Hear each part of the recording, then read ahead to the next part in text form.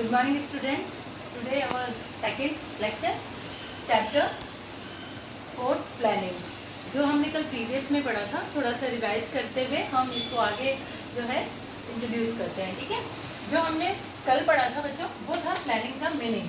ठीक है, कि व्हाट इज प्लानिंग. तो प्लानिंग क्या होती है? प्लानिंग वो चीज़ होती है जब हमने हमारे कुछ टारगेट डिसाइड कर लिया, तो उसके लिए हम पहले से ये सोचते हैं कि हमें उस टारगेट पर कैसे पहुंचना है और क्या एफर्ट्स लगाने हैं ताकि हम बहुत इफिशिएंट और इफेक्टिवली हम जो है अपने टारगेट को क्या कर सके, अचीव कर सके. हर ऑर्गेनाइजेशन जो भी गोल डिसाइड करती है उसके लिए हमेशा पहले प्री प्लानिंग करती है, प्लानिंग ही करती है और प्लानिंग करके ही वो अपने टारगेट्स को क्या करती है, अचीव करती है. हर ऑर्गेनाइजेशन का मोटो रहता है कि वो बहुत अच्छी से अच्छी स्ट्रैटेजी बनाए जिससे वो अपने जो टारगेट्स हैं उन्हें बहुत कम समय में और अपने कॉम्पिटिटर्स से वो मुकाबला करते हुए क्या कर सके, उन्हें अचीव कर सके, यानी उन्हें बहुत जल्दी ही मिल जाए. देखते हैं. और सेकंड चीज़ हमने जो पढ़ी थी वो फीचर्स पढ़े थे कि प्लानिंग के क्या क्या फीचर्स हैं. मैं थोड़ा सा आपको रिवाइज करा देती हूँ. हाँ, तो फर्स्ट हमने जो प्लानिंग की जो हमने डेफिनेशन देखी थी उसी में से हमने इसके जो है फीचर्स को देखा था कि फीचर्स कैसे एक हम जो है अपनी डेफिनेशन से निकाल सकते हैं. फर्स्ट फीचर हमने देखा था प्लानिंग का कि प्लानिंग में क्या होता है. तो प्लानिंग जो है, प्लानिंग बहुत बड़ा कंट्रीब्यूशन करती है ऑब्जेक्ट्स को गेन करने में. तो फर्स्ट फीचर हमने यही पढ़ा था कि प्लानिंग जो है वो क्या करती है, कंट्रीब्यूट करती है किसके अंदर, टारगेट को अचीव करने में. यानी एक ऑब्जेक्ट लिए हुए, यानी हर जो प्लानिंग होगी उसका कोई ना कोई ऑब्जेक्ट जरूर होगा. विदाउट ऑब्जेक्ट जो है वो प्लानिंग नहीं होगी. फिर सेकंड हमने देखा था कि जो प्लानिंग है वो क्या है, प्रोसेसिव है. मतलब ऑल ओवर लेवल्स, किसी भी लेवल्स पर आप प्लानिंग को यूज कर सकते हैं. ऐसा नहीं कि प्लानिंग का एक ही जगह पर यूज हो रही है. फिर हमने देखा था कि प्लानिंग इज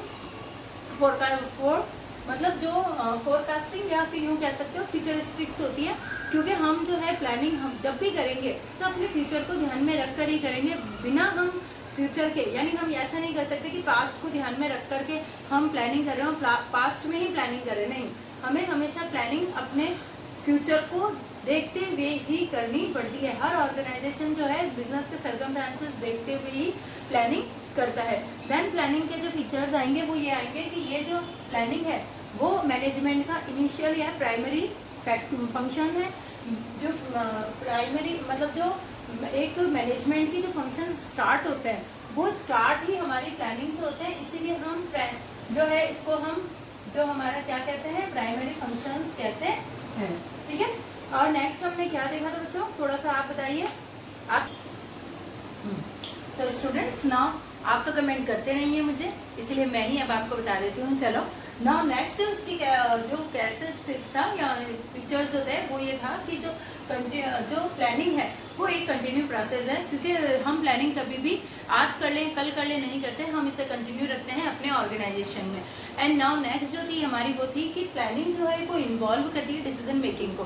क्योंकि आपकी जो प्लानिंग होती है वही तो आपको डिसीजन लेने में क्या करती है, हेल्प करती है कि नहीं हमें अपने प्लानिंग के अकॉर्डिंग ये रिसोर्सेज यूज़ करने हैं, इस तरह से एम्प्लॉयज़ को हमें डायरेक्शन देना है कि वो वर्क करें, या हमें किस तरह से कमांड करनी है अपने टारगेट्स पे. वो सारी चीज़ें जो डिसाइड होती है वो किसके अंदर होती है, प्लानिंग के अंदर ही होती है. तो आई होप बच्चों आपको कल की क्लास रिवाइज हो गई होगी. नाउ हमारा आज का सेशन स्टार्ट करते हैं. और हमारा सेशन का जो टॉपिक है वो है importance of planning. First importance इसकी स्टूडेंट्स दे रखी है कि प्लानिंग प्रोवाइड डायरेक्शन. कि जो प्लानिंग होती है वो हर ऑर्गेनाइजेशन को क्या प्रोवाइड कराती है, डायरेक्शन, डिसीजन प्रोवाइड करवाती है. डायरेक्शन की किस वे में हमें जाना है. क्योंकि हम जो प्लानिंग करते हैं बच्चों, इसको सिंपल फॉर्म में आप समझ सकते हैं कि हमने जो चीज़ प्लान किया, सपोज आपको कहीं जाना है, ठीक है, आपको एड्रेस पता है कि हाँ मुझे इस तरह से जाना है. तो आप क्या करोगे, सबसे पहले प्लानिंग करोगे कि आप कौन सा रिसोर्सेज यूज़ करोगे वहाँ तक पहुँचने, यानी कौन सा आप वे लोगे. आप रोड से जाओगे मतलब रोड वे काम में लोगे, आप वाटर वे काम में लोगे या एयर वे काम में लोगे, यानी किस तरह से क्या डिस्टेंस है उसकी, किस तरह से आप प्लानिंग करोगे, कब जाना है, क्या लेकर जाना है. तो ये सारी चीज़ों की आप पहले से क्या कर रहे हो, प्री प्लान कर रहे हो.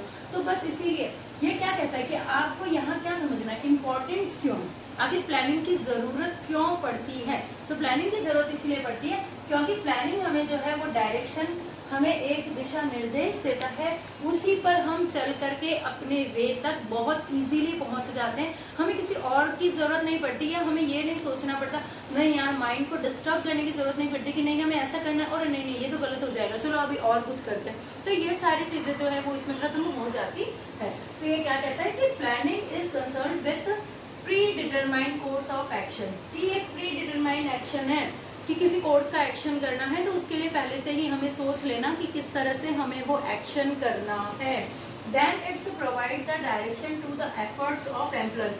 ये हमेशा एम्प्लॉयज को एफर्ट्स, जो भी एम्प्लॉयज वर्क करते हैं उनको और एफिशिएंटली प्रेजेंट करने में प्लानिंग बहुत इंपॉर्टेंट रोल प्ले करती है।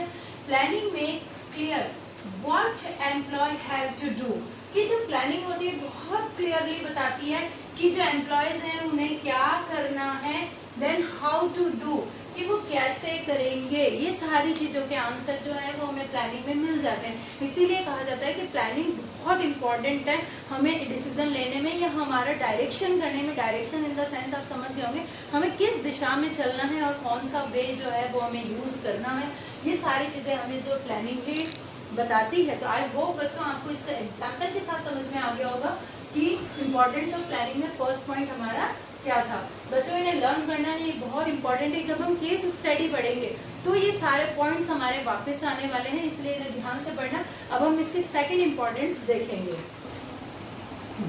नाउ सेकंड स्टूडेंट्स, कि planning reduce the risk of uncertainties. ये क्या बताता है कि जब हम किसी भी चीज़ की प्लानिंग करके चलते हैं तो वो आने वाले रिस्क को क्या कर देती है, कम कर देती है। क्यों? क्योंकि हम हर चीज़ को क्या करते हैं, प्लानिंग के साथ ही करते हैं। तो हमें पता रहता है कि अब इसमें क्या क्या प्रॉब्लम्स आने वाली है। जैसे देखते हैं कि organisation have to face many uncertainties and unexpected situation every day, कि एक ऑर्गेनाइजेशन में वो बहुत सारी अनसर्टेन सिचुएशंस को क्या करता है, फेस करता है रोज, लेकिन वो प्लानिंग के साथ चलता है। यानी प्लानिंग में ये चीज़ है कि हमें अगर ऐसे क्राइसिस आ जाए तो उसे कैसे ओवरकम करना है या उभरना कैसे, उसकी प्लानिंग हम पहले से कर लें तो हमें वो प्रॉब्लम्स नहीं लगती, बल्कि हम उनसे क्या हो जाते हैं, ओवरकम्स हो जाते हैं। जैसे मैं आपको एग्जांपल देती हूँ कि सपोज मान लो एक ऑर्गेनाइजेशन में सेल्स डिपार्टमेंट है, उसने किसी चीज़ को सेल करना है, ठीक है।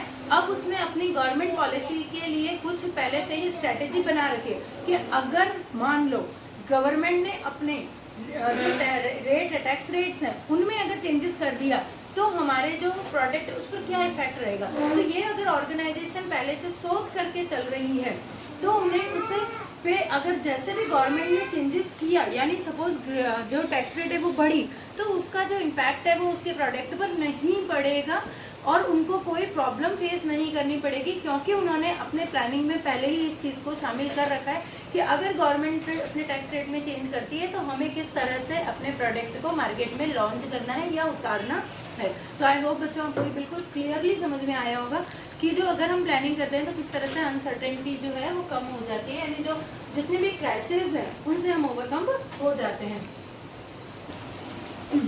The plans are made to overcome such uncertainty, कि जो हम प्लान बनाकर चलते हैं वो बहुत जल्दी ओवरकम कर लेते हैं इनसे, अनसर्टेनिटी से। तो आई होप बच्चों आपको ये सेकंड इंपॉर्टेंस बिल्कुल क्लियर हुई होगी कि प्लानिंग बनाने से हम जो है हमारे जो भी रिस्क होते हैं उनको रिड्यूस कर लेते हैं। नाउ थर्ड स्टूडेंट्स, कि planning reduce overlapping and wasteful activities, कि जब भी हम किसी चीज़ की प्लानिंग करके फिर अपने टारगेट्स को अचीव करने जाते हैं या फिर हम कोई काम करते हैं ऑर्गेनाइजेशन में, तो जो प्लानिंग है वो क्या करती है, ओवरलैपिंग को कम कर देती है और जो वेस्ट होती है उन चीज़ों को भी कम कर देती है। कैसे, समझे कि जैसे जो एक ऑर्गेनाइजेशन होते हैं उसमें बहुत सारे डिफरेंट डिपार्टमेंट्स होते हैं, तो जो प्लानिंग होती है वो सभी को एक साथ इंक्लूड करके ही बनाई जाती है कि हमें हमारे टारगेट को कैसे अचीव करना है। तो प्लानिंग के अंदर सारे डिपार्टमेंट्स के वर्क को क्या किया जाता है, कंबाइंड किया जाता है और किसको क्या काम करना है उन्हें डिवीजन ऑफ वर्क में क्या करते हैं, डिस्ट्रीब्यूट करने के बाद ही प्लानिंग को जो है फाइनल टच दिया जाता है। तो सारे जब डिपार्टमेंट इन्वॉल्व हो जाते हैं किसी टारगेट को अचीव करने के लिए तो जो है ओवरलैपिंग की संभावना, यानी ओवरलैपिंग बहुत कम हो जाती है या नहीं के बराबर हो जाती है और किसी भी जो रिसोर्सेज है उनका वेस्ट होना भी क्या हो जाता है, कम हो जाता है, क्योंकि हमें पता रहता है कि हमें कौन सा काम करना है। अगर हम विदाउट प्लानिंग किसी काम को करते हैं तो क्या होता है, तो देखते हैं इसको बच्चों कि the organisational plans are made keeping in mind the requirement of all the departments. कि जो एक ऑर्गेनाइजेशन में जब भी प्लानिंग की जाएगी तो वो हमेशा सारे डिपार्टमेंट की रिक्वायरमेंट को ध्यान में रखकर ही की जाएगी, ताकि उससे ओवरलैपिंग ना हो। मतलब ये ना हो कि हमने एक डिपार्टमेंट से एक वर्क करा लिया तो दूसरे डिपार्टमेंट को भी वही वर्क दे दिया, ऐसा नहीं होगा। और ऐसा भी नहीं होगा कि वेस्ट भी नहीं होगा, क्योंकि जब एक डिपार्टमेंट भी वही सेम रॉ मटेरियल बनाएगी या फिर कोई प्रोडक्ट बनाएगी और दूसरा डिपार्टमेंट भी वही प्रोडक्ट बना रहा है, तो उससे जो वेस्ट होने की संभावना होगी वो भी सारी क्या हो जाएगी, खत्म हो जाएगी। इसीलिए प्लानिंग जो है वो सभी डिपार्टमेंट को ध्यान में रखकर बनाई जाती है और सभी ऑर्गेनाइजेशन के कोऑर्डिनेशन से ही प्लानिंग कंप्लीट होती है। इसे ये कहा जाता है कि planning ensures clarity to thoughts and work can be carried out smoothly. कि जो प्लानिंग से जब हम कोई काम करते हैं तो वो बहुत ही स्मूथली और बहुत ही एफिशिएंटली क्या होता है, पूरा होता है। इसीलिए हमें हर काम जो है हर ऑर्गेनाइजेशन में यही होता है कि वो प्लानिंग के साथ ही अपने वर्क करती है और अपने जो जितने भी एम्प्लॉयज होते हैं उनका कोऑर्डिनेशन भी वो प्लानिंग के साथ ही करती है। तो आई होप बच्चों थर्ड पॉइंट आपको क्लियर होगा। नाउ नेक्स्ट स्टूडेंट, फोर्थ जो है इम्पोर्टेंस क्या है प्लानिंग की, कि प्लानिंग प्रमोट्स इनोवेटिव आइडियाज। कि जो प्लानिंग है, जब हम प्लानिंग की हमें जरूरत क्यों पड़ती है, इंपॉर्टेंस क्यों, कि प्लानिंग जब हम करते हैं किसी चीज़ के लिए तो हमें उसके लिए न्यू आइडियाज़ आते हैं माइंड में और हमें किसी भी काम को इनोवेटिव तरीके से करने में हमें वो बहुत हेल्पफुल होते हैं। ये कहता है कि planning requires high thinking and, क्योंकि हमने पढ़ा था कि जो प्लानिंग है वो एक मेंटल एक्सरसाइज है। तो जब हम एक कोई मेंटल एक्सरसाइज करते हैं तो अगर उसमें क्रिएटिव नहीं हो, उसमें इनोवेशन नहीं हो तो हमें उसमें मज़ा नहीं आता है, यूँ सोचो कि वो इफेक्टिव नहीं होती। तो प्लानिंग जो है वो क्या रिक्वायर्ड करती है, हाई थिंकिंग रिक्वायर्ड ना, and it is an intellectual process, so there is a great scope of finding better ideas. तो ये क्या, जब हम प्लानिंग करते हैं तो हमें किसी भी चीज़ के लिए बेटर क्या मिलते हैं, ऑप्शंस मिलते हैं। उसे फाइंड आउट करने के लिए आइडियाज़ आते हैं माइंड में कि इस तरह से प्लानिंग करनी चाहिए ताकि हम जल्दी से अपने टारगेट को क्या कर सकें, अचीव कर सकें। Then better ideas, better methods हम अप्लाई करते हैं एंड जो प्रोसेस है उसको भी हम बेटर तरीके से, क्या लिखा है, process to perform a particular job, कि एक पर्टिकुलर जॉब के लिए हम बहुत अच्छे तरीके से बेटर तरीके से अपने जो है प्लानिंग को प्रेजेंट करते हैं और उसी पर ऑर्गेनाइजेशन जो है वो वर्क करती है। तो आई होप बच्चों आपको ये पॉइंट समझ में आया होगा कि planning promotes innovative ideas. Now students, our fifth importance कि प्लानिंग स्टैंडर्ड ऑफ कंट्रोलिंग। ये क्या कहता है कि प्लानिंग जो होती है वो एक कंट्रोलिंग का एक स्टैंडर्ड मेंटेन करके रखती है। मतलब हर ऑर्गेनाइजेशन में जब भी प्लानिंग की जाती है तो प्लानिंग को फोर्सफुली ही अप्लाई किया जाता है, एप्लीकेबल किया जाता है एम्प्लॉयज़ पर। उन्हें एम्प्लॉयज़ को दबाया, मतलब यूँ समझ लो कि कंट्रोल में रखकर ही अपने जो जितना भी हमने प्लानिंग की है उस प्लान्स को उन्हें कहा जाता है कि इस पर आपको फॉलो करना है। वरना हर एम्प्लॉय जो है अपनी मर्जी से क्या करने लग जाएंगे, वर्क करने लग जाएंगे। लेकिन जो हमने, यानी जो एक मैनेजमेंट ने जो प्लानिंग किया है कि ऑर्गेनाइजेशन में किस तरह से गोल्स को अचीव करना है, तो उसके लिए वो प्लान जो है वो अपने, तो जो ऑर्गेनाइजेशंस होती हैं वो क्या करती हैं, जो मैनेजमेंट होता है वो गोल्स जो होते हैं उनको पहले से ही प्री प्लान करके अपने एम्प्लॉयज़ को दे देते हैं ताकि वो उन्हीं के अकॉर्डिंग क्या कर सके, वर्क कर सके। तो देखते हैं कंट्रोलिंग का मीनिंग यहाँ पर क्या होगा कि controlling means comparison between plans and actual planning, की जो कंपैरिजन करके बताती है प्लानिंग की। क्योंकि हमने जो प्लानिंग किया है वो हमारी क्या होती है, प्लान्ड होती है कि हाँ हमें इस तरह से अपने टारगेट को अचीव करना है। और वाकई में जब एंड रिजल्ट आता है तो क्या एक्चुअल में निकल कर सामने आता है, उन दोनों का कंपैरिजन ही हमारा क्या कहलाता है, कंट्रोलिंग कहलाता है। इसको मैं आपको एक एग्जाम्पल से समझाती हूँ कि इसको एक एग्जाम्पल से देखते हैं कि एग्जाम्पल क्या है। देखो सपोज बच्चों कि हमने ये एक कंपनी ने डिसाइड किया है कि मुझे 10 लाख की सेल करनी है, पर ईयर करनी है, पर मंथ मुझे 10 लाख की सेल करनी है। तो 10 लाख की सेल करने के लिए उसने प्लानिंग की होगी मुझे अपने एम्प्लॉय से किस तरह से काम लेना है ताकि मैं 10 लाख जो है उसको मैं अचीव कर लूँ, यानी वो मेरा टारगेट है। लेकिन जब फाइनल रिजल्ट आया है, यानी प्रोडक्ट बनकर रेडी है, मार्केट में लॉन्च हो गया है, अब जब जो प्रोडक्शन के अकॉर्डिंग जो सेलिंग हुई है उसमें वो सेलिंग अगर सपोज 8 लाख ही हुई या 12 लाख हुई, अगर 8 लाख होती है तो इसका मतलब उसकी प्लानिंग में कोई ना कोई बहुत बड़ी कमियां रही है जिसको वो क्या करेगा, दूर करेगा। और अगर सपोज प्लानिंग बहुत गजब वाली हुई है और जो सेल टारगेट है वो 10 लाख से कितना जम कर दिया, 12 लाख कर दिया, इसका मतलब ये कहा जाएगा कि प्लानिंग जो है वो बहुत ही फोर्सफुली और बहुत ही अच्छी हुई है। तो यानी कि जो मैनेजमेंट का कंट्रोल था वो अपने एम्प्लॉयज पर बहुत अच्छा था, ताकि उन्होंने अपने टारगेट को क्या कर लिया है, अचीव कर लिया है। तो so planning match the actual with the plan, की जो कंट्रोलिंग होती है वही तो बताती है कि आपने जो एक्चुअल में आपको जो अर्न करना है और जो आपने प्लान कर रखा है उन दोनों में किस तरह से सिंक्रोनाइज करके चलना है ताकि आप अपने टारगेट्स को क्या कर लें, अचीव कर लें।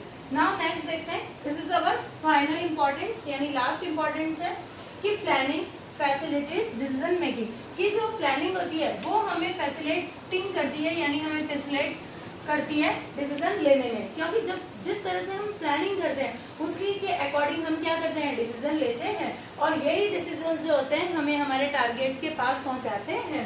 कि planning goals are set in advance, की जो प्लानिंग होती है उसमें गोल जो है वो पहले से ही प्री डिसाइड होते हैं, देन हम क्या करते हैं, उन्हें मैच करते हैं अपने फ्यूचर्स के साथ। तो आई होप बच्चों आपको ये जो है प्लानिंग कंसेप्ट जो है वो इम्पोर्टेंस का वो क्लियर होगा, कि हुआ होगा कि किस तरह से हमने जो है हमारे लिए जो हमारी ऑर्गेनाइजेशन है उसमें जो इम्पोर्टेंस क्या क्या है प्लानिंग की, प्लानिंग्स की क्या इम्पोर्टेंस है। Thank you students.